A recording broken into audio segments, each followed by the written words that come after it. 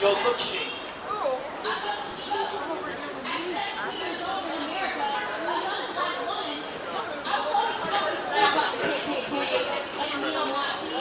But they made it seem like it was a fantasy that they never come back. But in August of 2017, they did just that. Around this time, 8:12 p.m., I was packing my bags and getting ready to go down to Charlottesville. A lot of people always ask me, what did you tell your mother? I just told my mother that I was going down to stand in solidarity with the people that needed us and to fight against hate. But I did not tell her that the KKK or anything like that would be there because I did not want to scare her. And I knew she was going to talk me out of it, but I was already making the decision to go.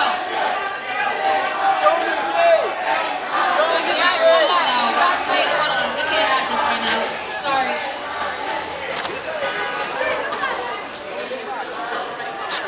Can you guys do your job and go to those hecklers over there trying to incite violence? Good luck. NYPD doing their job. That's unheard of. They don't care. They don't care. They actually really don't care. They only care about the check. Where's the phone? Where's the phone? Where's the phone? Where's the phone?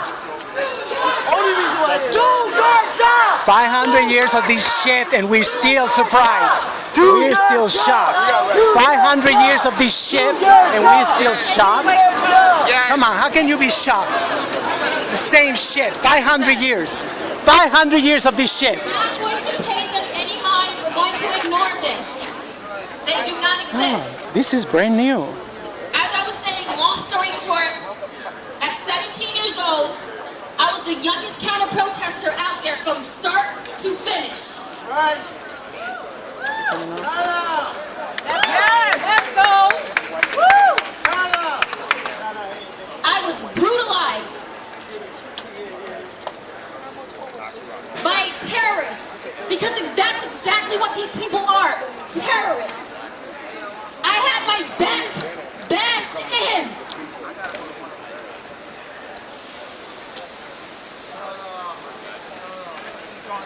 Come on, sis.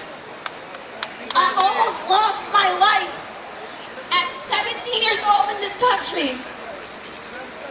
And it is an insult to me when I see Trump and all these elected officials portray this country as a post-racial utopia.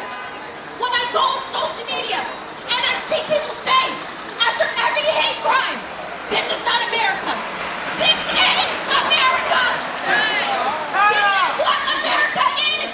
And until we start owning up to it, we're going to continue to go in this circle. We have to be honest about this conversation. Right. 3 people died that day in Charlottesville. 2 police officers because their helicopter crashed and had her hired. It was an ultimate war zone. And when I saw the press afterwards, people talking about it, you know, a lot of different activists on TV talking about it as if they were there. You weren't there.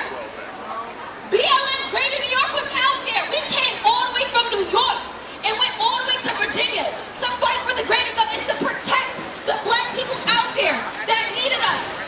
Right. This movement is greater than me.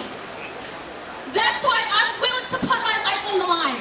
That's why I almost died at 17 years old, because I recognize this movement is bigger than me. Right. If my ancestors and people in the past like Malcolm X can give up their life for the greater good, then who am I not to? So, although I was injured, and, you know, everything that ensued in Charlottesville was absolute hell, I'm still here. I'm still standing. I'm still fighting. And I'm never going to stop. Right. Right. Keep on it. So So I want us all to take a moment of silence for like 20 seconds to commemorate Charlottesville and to all the people that were on the front lines. This is a really tough time for me right now. I don't do well with anniversaries, but let's just take a moment of silence for Charlottesville.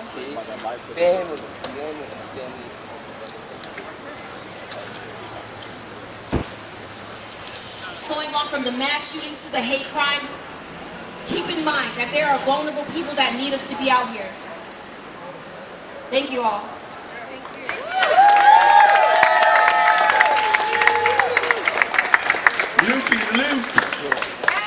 As a Paul Canzolo, the 19-year-old president and leader of Black Lives Matter in Greater New York. Yeah. Who has also won the crown of Miss Liberia USA. That was about a week and a half ago. And she has a 3.7 GPA at Hampton University. Nicole is dope. While on the topic of dope people, there's a person standing amongst you that drove 1,300 miles to be here today. That drove from Iowa to come here and march with y'all in New York City. My sister, Bonnie.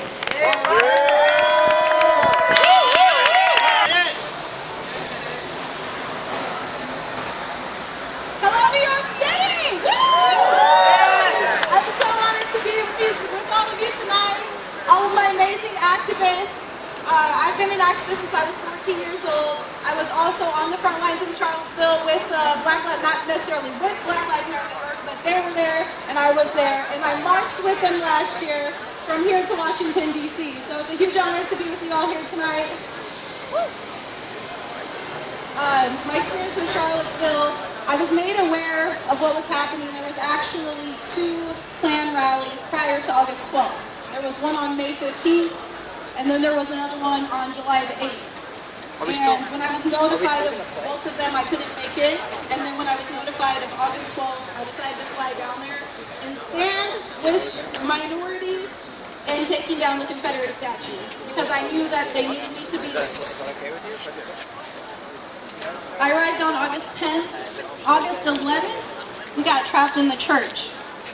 There were about 1,000 of us in the church, and the Klan came with their torchlights, which I'm sure a lot of you had seen the footage of them marching with their torchlights in the night. So we were in the church, and we were not sure whether or not the church was going to be burned down. We were stuck in there. We were on lockdown, and they were outside chanting terrible racial slurs like "Jews will not replace us," "blood and soil," "white power." Like Hawk mentioned, they had baseball bats, they had bricks, they had bottles of urine that they were pouring on people's heads. It was absolutely terrible. We were out there standing in love. Love won that day, as Hawk mentioned, but it was really something that's really hard to talk about.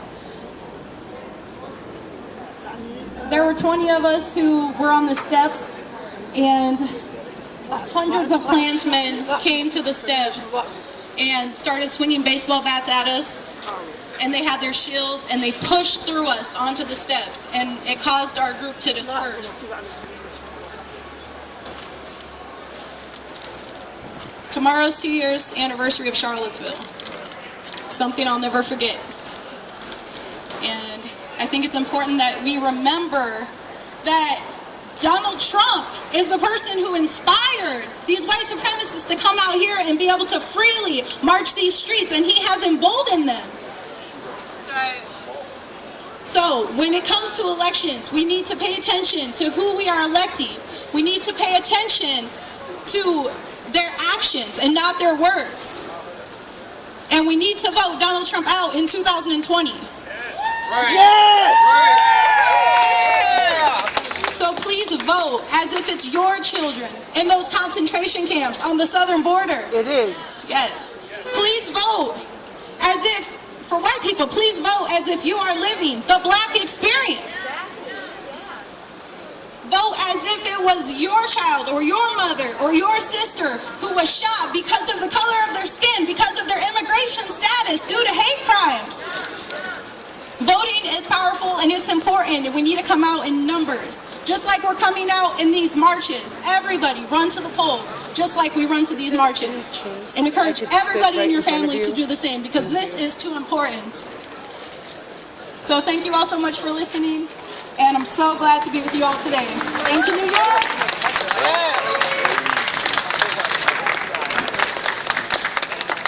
Listen, I know you want to go home. You marched a long way. We only got 12 more speakers. It's only two. It's only two. So just bear with us. Then we're going to close out.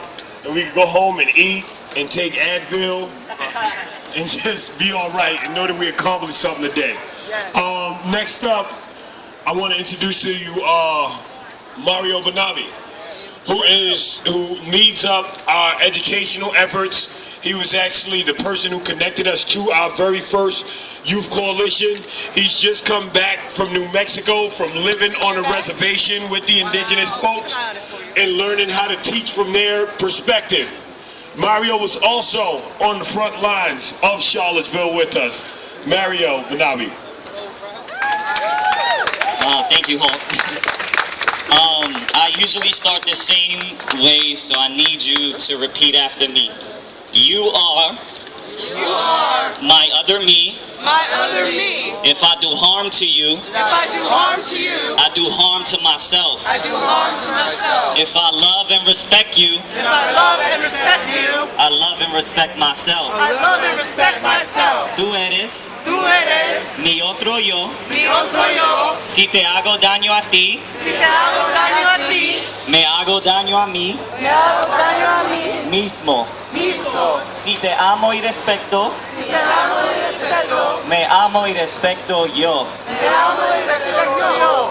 I want to talk about more of telling it like it is, because we live in a society that often does not do that. And so white supremacy is not a mental illness, it is a form of terrorism. White supremacy is not a mental illness, it is a form of terrorism. From 1492 to 1865, 373 years of indigenous colonization and slavery.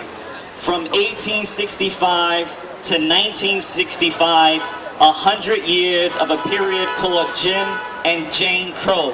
And anti-Semitism was also deep and real. From 1965 to 2019, 57 years of mass incarceration, the school to prison pipeline, the school to deportation pipeline, the child to seek asylum with family to detention pipeline.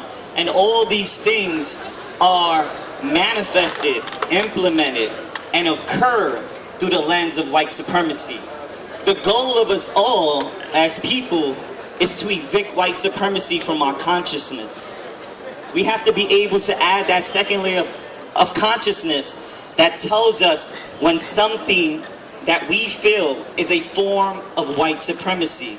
We saw it in our march today with folks who wore MAGA hats and entered our space in a way that was beyond just the white privilege.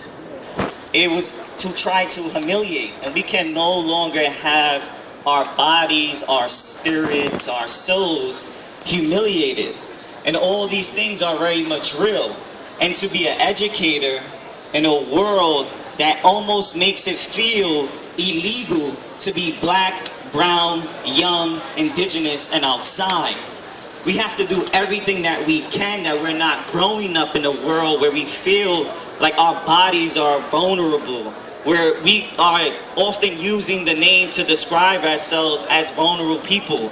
We are people who have resisted since the beginning. And as the elders always say, this may not be our country, but this is damn sure our land. Thank you.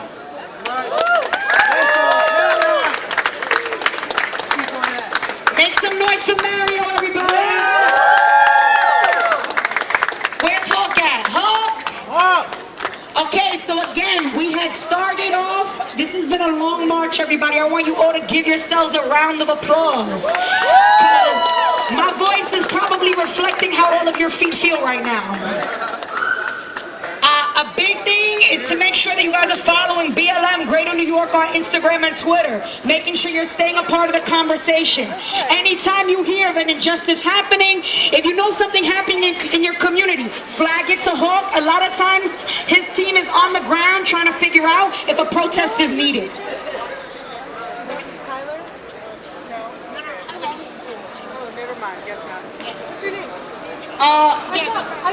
We're gonna let Hawk close us out. He's finishing a conversation right there. I want to honor the fact that he introduced Mario as one of the final speakers. And the last thing is that, for folks that don't know, it's really critical that we keep the pressure around the immigration issue. It is exhausting. The biggest thing that I can tell black folks that are from Harlem and from New York City is we have a long way to go to educate other black and brown people on the crisis of immigration. Congressional inaction has created the plague of gun violence the same way it's created the plague at the border, and every day kids and family members and communities are dying. And to the point of the Rev saying earlier, we can have black folks in leadership in New York State, running the Attorney General's office, the State Senate, and the Assembly. But the governor and the mayor are still two white men who have a whole bunch of other political folks and dollars that don't represent people of color and our interests. So it's crazy that we're in this time. That does not mean we have to throw out culture and we just got to throw out black leaders because we don't think that they can get things done. We have to make sure we understand what they're up against and we push them. Ensure that he made sure that throwing water at police officers would not become a felony offense. Because it's critical that we don't criminalize knuckleheads in our community that are doing something because they're righteously angry at a system that does not serve them. So again, these minor wins, when we have black folks standing up for us, we have to give them cover. And on that note, my name is Carlene Pinto.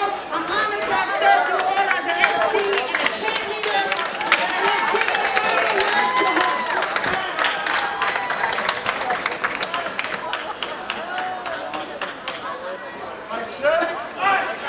I learned one thing. I learned one thing. I learned one thing.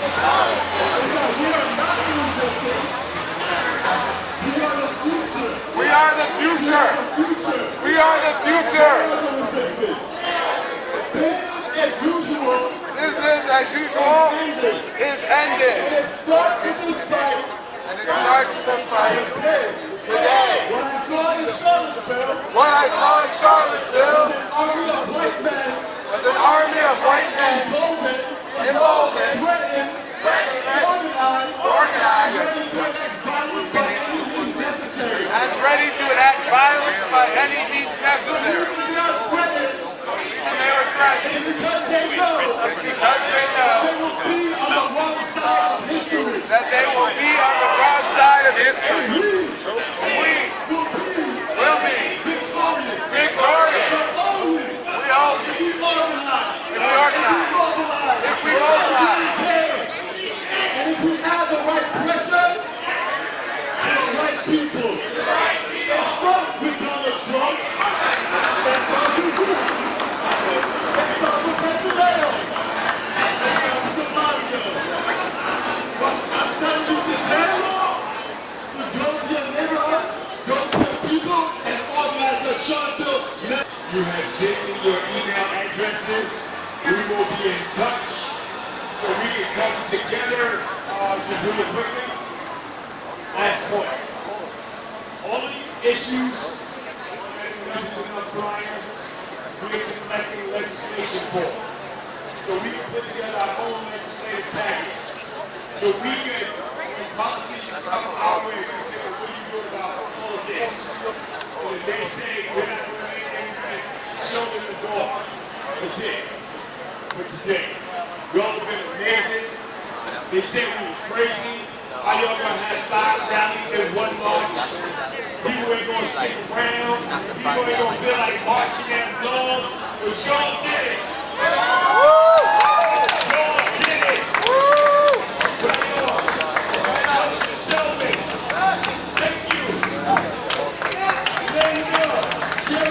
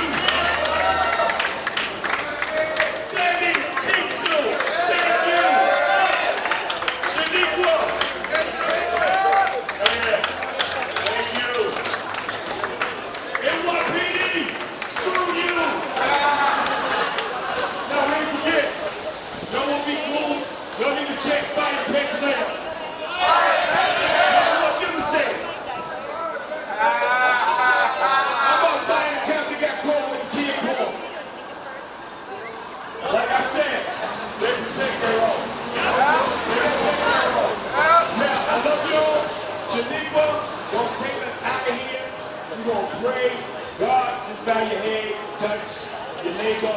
I'm going to say a big prayer, and it's only appropriate that a black woman takes us out of here. Father God, thank you for keeping us safe today. Thank you for getting us past those roadblocks on the ground. Thank you for watching over us and keeping us safe. Thank you for this family, this camaraderie, this love that you share. Thank you for this great conversation that came together. God bless everybody that read, everybody that did read. God bless you all too. Just protect everything. This country, this world has a way of honoring protectors. Protect the protectors. In Jesus' name we pray.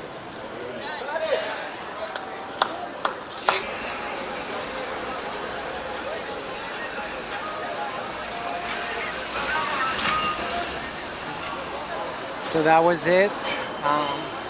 It's almost 9 p.m. and the event started at 3 p.m. on 125th Street and Adam Clayton Powell.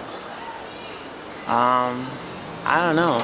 I just don't think protesting is gonna cut it. That's just my personal opinion. And to all those gays against guns, the creators of the LGBT acronym, well, it will be a good start with that acronym, you know, especially black and brown bodies. Even black and brown gay men are already left behind. They've been left behind, and address the genocide of black and brown transsexual women.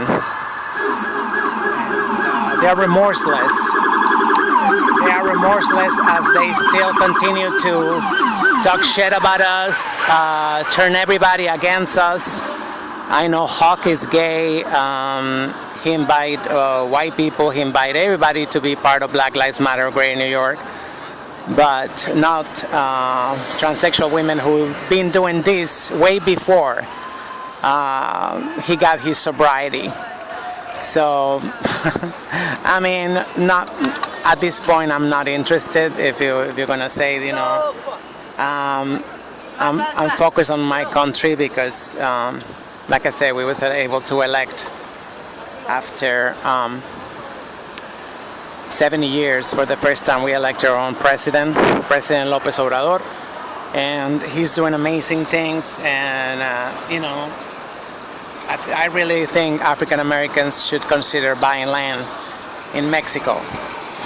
I know it's like you're locking horns with the crackers, you know, and you know it's some very sick obsession with both of you. I mean, like, I'm sorry, I have to say it like it is. I'm an Aries, so I don't, you know, I know Hawk is an Aries too, but he's a very, very different Aries than me.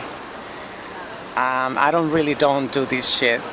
I really don't. I mean, like, to be taking people, exposing their lives in Charlotte, you know, I saw that. It was, you know, and it's nothing new, you know, just trying to make it like something new. It's, like I say, it's been 500 years of this. I mean, maybe not in the United States because, you know, but in Mexico, you know, and still, we have millions of Mexicans there in love with the damn crackers. You know, the propaganda still pay off. Little by little, you know, I'm trying to show them who they are, which is not the ones from television, you know, or from the books, you know, that they like. It's all propaganda. And for me to be doing this Rainbow Coalition, when Jesse Jackson already tried that, and look at where you all are at right now. But Twitch is on, and that's all I can say, you know. I'm glad I haven't been to any protests. I don't plan to come to any more protests. I feel like it's the same. 4 years ago, we almost got killed just for standing in front of Trump Tower. We almost got killed. So You know, we got called a lot of names. I was able to see today that, you know, they made like a couple of faces and that was it. There was no slurs like they call us, like they say, get a damn job, you lazy Mexicans, whatever. So it's been normalized, this circus. You know, you get in front of Trump Tower and then what? You know, it's been 4 years already we've been doing this. Time to change the strategy. And who's very happy is the NYPD. Look at them. You know, overtime. You know, Sunday night. And, you know, they're working extra hours. They're very happy that we're doing here this. You know, and, you know, now they have musical bands. 4 years ago, it was just us. It was just a bunch of Mexicans. And like I say, you know, we did not get this kind of welcome with music and stuff. So that should tell you about the normalization of these things. These do more harm than good. But some leaders, you know, they don't have an open door policy, which Mr. Hawk, I advise you to have it. You don't want to listen to trannies. You don't want to listen to Mexicans. I respect you. But I'm telling you, you're heading in the wrong direction with this Rainbow Coalition. So I let you be, you know, because it's your life, and like I say, I have a lot in my plate. I just came here today to see if actually, you know, anything was different, and what is different is that this integration, normalization of this, you know. Have a good night.